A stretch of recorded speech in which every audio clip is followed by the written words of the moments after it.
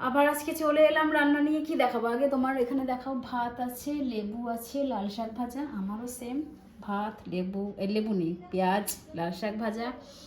এখানে এটা মাছ আছে, কিন্তু দু রকম আছে। হ্যাঁ, আমি একটুখানি তুলে দেখাই। এটা হচ্ছে তোমার, বেশি তুলবো না, ভেঙে যাবে, আমার বর রেগে যায় ভেঙে গেলে। এটা হচ্ছে হালুয়া চাদা মাছ বলে।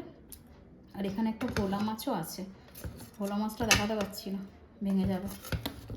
থাক থাক থাক, এখানে তলায় চলে গেছে। আর এখানে মাছের ডিমের মানে ডিমটা আর কি ভাজা হয়েছে তেলে। আর এখানে মাটন। এই যে আজকে মাটনটা বেশি ঝোল করিনি, এরকম গ্রেভি করেছি। তো এই হচ্ছে মাটন। এরকম চাটনি চাটনি এই যে, আর এই যে দই আছে একটু। এই হচ্ছে আজকে রান্না।